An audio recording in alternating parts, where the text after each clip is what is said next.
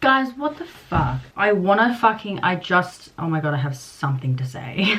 Hi, my name is Lily. Welcome back to my channel. I thought I was done with rant reviews. I thought I closed that chapter in my life. I thought I healed, thought I moved on, I retired. Then I made the fatal mistake of reading these two books. Let me just say, I've been in this community, or like haven't really been in the community, I've just kind of like been hanging around since like 2015-14 is when I started watching. The authors of these books were some of the most popular channels at the time, and I was like obsessed with them. They were part of the reason I made my own channel. When they released their own books, of course I was going to read them because I'm curious. Anyway, I did not like these at all, and I'm going to be talking about why. I've never shied away from bashing a book in the past, so I'm not going to shy away now. Okay, so I'm going to talk about this one first. Zenith by Sasha Alsberg and Lindsay Cummings. Where do I even start? I don't know what more I could possibly say about this book that hasn't already been said. I feel like if you've watched the negative reviews for this, you already know pretty much everything I'm gonna say. Okay, so this is about a girl called Androma, the captain of this space crew. It's like an all-girl space crew. They fly around the galaxy committing crimes and killing people. Androma used to work for the king of one of these planets in the galaxy. She was like the personal guard of the princess of that planet. One day they got into an accident and the princess died, and then she's been kind of on the run ever since. Formed this little group of outcasts. They're supposed to be like the baddest bitches in the galaxy, right? Ruthless, brutal, and badass. The king's other child, the prince, gets kidnapped by a rival planet. Androma and her team, they get hired to go bring him back on like a rescue mission. They have to break into this like maximum security space prison, and that's kind of like where the story takes off. So first of all, the plot. I think the plot is probably the only thing that this book really had going for it. I think it was interesting enough. That being said, a plot alone can't carry a story, especially not a 500-page story. It can only do so much. I just feel like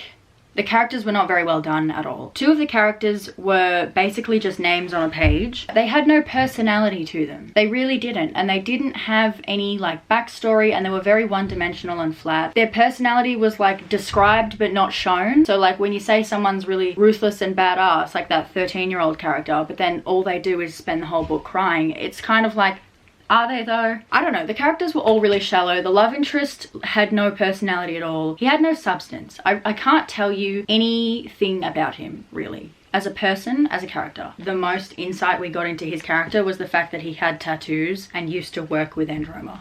A shell of a character. Andy is described as being like ruthless killer, kills in cold blood, doesn't give a fuck. She's not like that at all. All she does is complain about killing people, but then proceeds to continue killing people. But there wasn't like a good reason as to why she like had to keep killing them. And then halfway through the book, she's like, that's right, I'm a ruthless badass. Like, you're gonna fucking die now, bitch. And didn't feel bad about killing. I don't know, I'm really confused. There's no consistency there. The writing was really, really bad. That was probably the worst point. And I think the thing that made it harder was the fact that it's co-authored. I don't know if this could have been fixed with better editing, like if their editor just did them dirty with this, but there were so many things that weren't picked up on. I know this has been brought up by multiple people already, but I don't understand how you're gonna make up things that don't exist, right, because it's a sci-fi book, but then not explain what they are. There was a lot of random objects and words and things in the book that were like invented and constantly brought up, yet we were given no explanation as to what they actually were. Even context couldn't give it away. If you're gonna write a story and make up random things for the world, explain them though. I don't know, this passed through two authors, a whole editing team, and no one like picked up on this. And I'm like, dirty. So that was really bad. And I think, honestly, the fucking editor should have at least picked up on that. Isn't that their job, to pick out discrepancies? I think the copy editor wronged them with that one. I don't understand the reason for creating all these different character perspectives, especially for characters that had no personality too and weren't fleshed out at all. Alright, it's bad enough when the side characters who don't have their perspective shown don't have any substance or dimension to them, but when you're gonna write a whole ass like perspective that we have to read from multiple times throughout the book, how are you going to still not give them a personality then? How do they end up with like 20 chapters total in this book from their perspective, and I still can't tell you a single trait about their personality? On top of that, the character perspectives swapped like every 4 pages, and it was really just a lot. And this is what I'm talking about when I say the writing was bad, because also, what is the point of writing multiple character perspectives if you're gonna swap between character perspectives in the middle of one character's chapter? Does that make sense? So for example, we're reading from Andy's point of view. I don't know, we're halfway into a chapter, it swaps, and we're hearing from like Dex's point of view almost, like what he's thinking. How do we know what Dex is thinking right now in this situation when we're in Andy's head? Like, what was a book that I read recently? Throne of Glass. Throne of Glass. Oh my god, can we just talk about the fact that this is basically Throne of Glass but in space? Throne of Glass did it like that. They didn't need to have like perspective chapters. They just switched whoever's head they wanted to be in at any time, you know? So it's like, if that's kind of how you're gonna run with the story, like don't put in every 3 pages different person's perspective. So just don't do that. Like if you're that keen to jump out of their head and put in a different perspective, why don't you just throw in another character swap, because it hasn't stopped you from doing it 54 times already. And it was all written in 3rd person anyway, so it's like they could have easily just ditched. I don't know why I'm so hung up on this. The pacing of the book was like McFucked up. This is a bit spoilery. The whole plan with rescuing Valen and like the heist to get him out of that prison was over within the first 1/5 of the book. Like the pacing was really confusing because we ended up with like a really short-lived, underwhelming rescue mission, and then with some like random seemingly unrelated stuff in the middle, because I really don't know why that whole middle section was in there. Yeah, and then like the Zenith drug thing like thrown in at the end. There was just a lot of things that like logistically don't make sense. I think that's the thing that gets me the most, when things just don't add up or like make sense. I can't move on from it. Like, first of all, can we talk about the fact that this is a glass ship? When they said the ship was made out of fucking glass, I was like, you know what I mean? On the topic of the ship being made out of glass, the ship crashes into a planet. Tell me how a glass ship crashes into a planet, but there's no glass breakage. When they crash, they're describing all of the sounds of the crash. They give this description about how all the metal in the ship is groaning and how everything's kind of like, you know, cracking and creaking, and they can hear the ship getting all fucked up and destroyed. But then there's like no shattered glass. No one gets cut by any shattered glass on this glass ship. And like, okay, shatterproof glass, but like not when you're a fucking ship crashing into a damn planet. And not when the ship is shaped like this. Like the scene at the end the general from that planet, I can't even remember his last name, General Cortez. This guy gets stabbed and then left in a corner for maybe bleeding out for like 15 minutes. Who knows? Who knows? Probably I'd say up to 15 minutes. Then he gets discovered. Dex finds him, and like when he finds him and he's like lying on the ground bleeding and stuff, he's like struggling to point, and he's like choking out the words, like really dying here. He's like dying breath, like the tunnel. Dex drags this bleeding man all through this tunnel.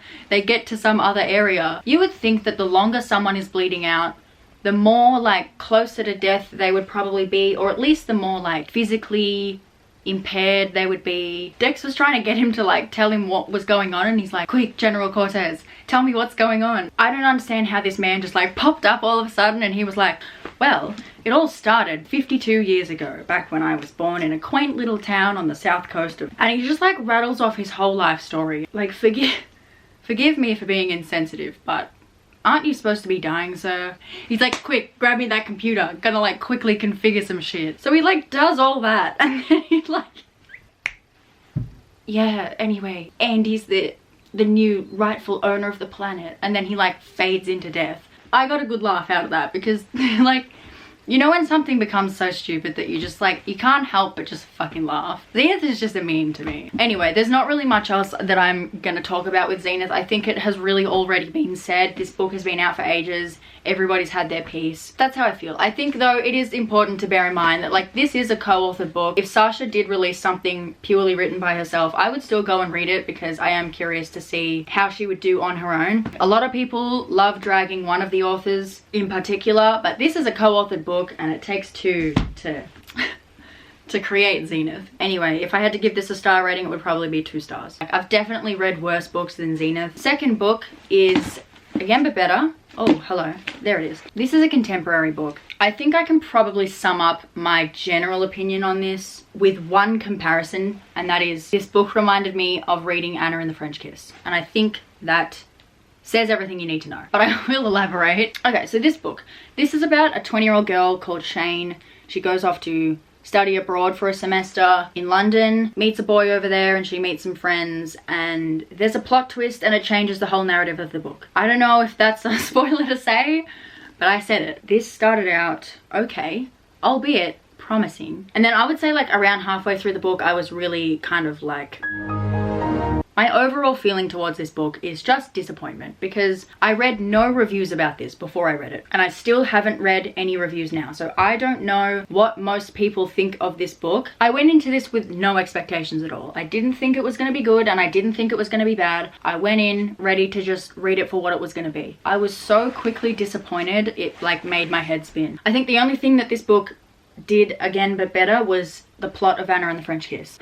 Like, sorry, but I fucking hate a homewrecker storyline. Any grey area of cheating, anything to do with like physical or emotional cheating, is just so not a go for me, especially when that is like romanticized and not demonized explicitly in the book, which is what this did. And you know what? It went even further than Anna and the French Kiss. If not to show you that it's wrong, what is the takeaway there? Pilot has no respect. My issue is with the love interest, because he's a piece of shit, to be honest. Emotionally unfaithful, he's physically unfaithful. This is a bit of a spoiler. You know what? Like, fuck it. If you're watching my review right now, you're here for the spoilers, and I'm not out here giving you a spoiler-free review, okay? You can go read the book and come back. The way he breaks up with his girlfriend was so shitty. Like, how do you break up with a girlfriend of 6 years over Skype voicemail? Skype voicemail. A 6-year relationship when this guy is supposed to be mentally 26.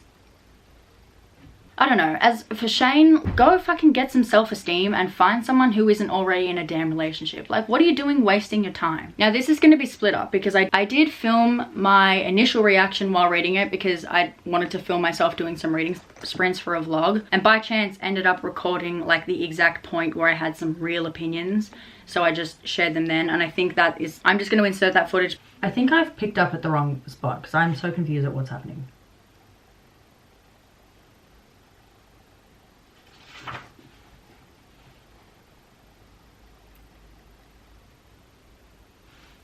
Guys, what the fuck? Oh my god, I have something to say. Okay, so I'm on page 321, right? This is when they went back in time. So Amy shows up, and then Shane is like, oh my god, he never broke up with her, he lied. And he says that he broke up with her via Skype voicemail, and she showed up to surprise him, and she never got the voicemail. You've got to be fucking kidding me. What kind of trash man is this? So he's already a tool. He like breaks up with her. First of all, he kisses another chick, then he breaks up with her, which is just dirty, like, but whatever. And then the way he breaks up with her is a Skype voicemail. Like, how much of a fucking actual dickhead do you have to be? Tell me how we are supposed to see this character, this love interest, as like swoon worthy at all. Absolutely not. He was trash as soon as we found out that he had a girlfriend, and he's like even more trash now. Like, fucking throw the whole man out. Like, why is this happening? I'm so disappointed. It was starting out good. I thought this book was going to be good. I actually had hope. I wasn't going into this like trying to be a bitch about it at all, trying to look for problems. I really wasn't. Imagine showing up, like you're in a long distance relationship. Imagine showing up to surprise them, and then they fucked someone else, and they've been like emotionally involved with them for ages, and then finding out that they tried to break up with you by voicemail. Let's continue. Okay. Oh, is this a fucking man or a child? I'm shocked at how much I'm like having a bad time right now. I'm so sad. Pilot needs to fly himself out of this story, okay? So he took her off his Skype. Then she emailed him, and he just deleted all the emails. And she tried to send him Facebook messages, and he never opened them because he's not good with confrontation and didn't want to deal with it. If you leave a voice message, surely you got to talk after that to make sure they got the voice message. That's so... Oh my god, thank you. She says, what kind of person doesn't wait for confirmation that their significant other actually acknowledged that they've broken up with them? If you really wanted to break things off, you would have at least read her emails to see what she had to say. Yeah, you know what? Yes. Trash. Wow, what are the odds that I started filming myself and this is the chapter that I read? Oh my god, you know what? I'm happy that she's at least acknowledging how fucking stupid she's been. Because since she went back in time, she's not been doing anything right. She's gonna press the reset button. If you haven't read the book, they have this reset button when they go back in time to redo their college days. I hope she presses the fucking button. That's like, she's a hypocrite because she presses the button right. When they first got there, Pilot wanted to press the button and she was like having a fit, being like, no, you can't. She wouldn't even let him hold the fucking locket, right? She was like, no, you can't press it, because she wanted to live out this little fantasy of hers. And then now she turns around, she's like, no, I've changed my mind now. And then she doesn't, like, Pilot says, don't press the button. And she just kind of runs off and presses it because she's had enough. Like, I'm glad she pressed it because, you know, everything was turning to shit. But like, what a hypocrite. Okay, that's the end of the chapter. I'm gonna stop. Maybe 50, nah, I would say like 70 pages in probably. It stopped being a mood and then it just got worse after that. I was like really close to just being like, fuck this book, like it's not worth it. Around the halfway point, right before part 2. And then I saw that twist and was like, okay, interesting. So maybe all of that in the beginning was bad on purpose. And then I was like, oh yeah, thus the title, again but better. She's gonna do it all again, but not be a fuckwit this time. But no. Let's talk about the writing for a quick sec. The writing just is not the kind of writing that I like. I feel kind of awkward saying that I didn't like Shane as a character and I didn't like the way this book was written, because it's really, really obvious that Shane is like a self-insert character and that she draws many, many similarities to Christine. And because like I used to be a big fan of Christine when I was like 16 years old or 15. I was a really, really big fan of her channel and her videos. So I've seen all the videos of old Christine and like watched some of her videos that she published when she was in college. Was she in college or was she doing her study abroad? I don't know, but there was something where she was in a dorm room somewhere and I like, that's like literally Shane, you know, like there's so many similarities. It's like really, really apparent, which sure, like if you're gonna do a self-insert, that's fine. But that being said, like I'm not even friends with Christine. I'm like never spoken to her in my life. And even I feel kind of awkward talking about my problems with the character, because I feel like in a way it's me like being shady to Christine, which I'm not. So I don't know, I feel like anyone who was holding back in their review, it makes sense, because that's fucking awkward. Like I feel fucking awkward. I just like, okay, look, here's the thing. Me and Christine do not have the same sense of humor at all. I think a lot of my problem comes down to, it's just not my type of humor. A lot of the jokes in this book, like I'll admit, they weren't all bad. Like there were definitely some things that I laughed at. Like I laughed at the her putting her fucking purse around her, like underneath her jacket so that people wouldn't rob her in Europe, because when I went to Europe last year, I fucking did the same thing, because that was literally has been me. So, and that was probably the only thing that I related to in this entire book with this character. Everything else annoyed me and confused me, because I'm gonna say it like this. A lot of the choices that Shane makes are choices that I look at and I'm kind of like, what adult would make this choice, you know? Like the character is 20 and 26 in this book, right? Like the first half, she's 20, the second half, she's 26. There's just so many situations that she just did not handle like an adult at all. And like at 20 years old, it's not like you're 16 and making decisions that make no sense because you're a teenager. Like 20 years old, you're a fucking adult. Like me, I'm 22. I just turned 22 and I look at the way like 20-year-old Shane acts in this book and I'm just like, how does someone be like this at 20 years old? How are you that mentally immature? And even at 26-year-old Shane in this book, I'm like, how are you that mentally immature? Like I thought there was gonna maybe be a lot of character growth. There wasn't though. There literally wasn't. She's still making like decisions that make no sense. And there's no logic. And it's very like, what adult does that kind of vibes. I'll give you some examples now. Let's talk about when she was younger. So I don't know, while everything is blowing up with her parents, take all the friends out for dinner and then like, okay, first of all, who lies to their parents about what they're going to study abroad for? How do you think you're going to get away with that? That's not like, maybe that's something that you think you could possibly like scam the system when you're like 15 and think that that could work, but at 20 years old, you know that's not gonna fucking work. The parents find out and they're understandably pissed. And then Shane is like, I imagine it would be so awkward for all the friends. So the friends are there trying to like damage control the situation for Shane, and Shane just kind of like, I don't know. I think it was really weird how we could see it coming to the point where the parents were gonna find out about the lie, and Shane sits there looking at the table, doesn't say a word, kind of leaving it up to her friends and leaving it up to Pilot to try and like say the right things to like, do you know what I mean? Like Shane could have easily changed the topic, or I don't know, if you're going to include someone else in your lie, like maybe tell them. And she did nothing to kind of like contain the situation or stop it from happening. She kind of relied on her friends to do that for her. Friends that really she'd only known for like a couple weeks at that point. Also, another thing that didn't make any sense. She loses her bag at this restaurant and the restaurant's closed the next day. Shane goes there in the morning and she's like, okay, I'm gonna sit here on the side of the road outside the restaurant until it opens in like 6 hours. This girl's on a 2-day vacation and she's gonna spend the entire second day sitting in front of a restaurant waiting for it to open to get her bag. That makes no sense. I don't see how any functioning adult would look at that situation and be like, yes, this is the best solution. Why not just go and live your day and then come back when you know the restaurant's gonna open? Like, come back an hour before it opens if you want to wait an hour. The character is very unlikable to me because a lot of the decisions are just shit that like, I could never even be friends with someone like Shane, let alone be stuck in her head. So this was like a painful experience for me because everything that she did, I was just like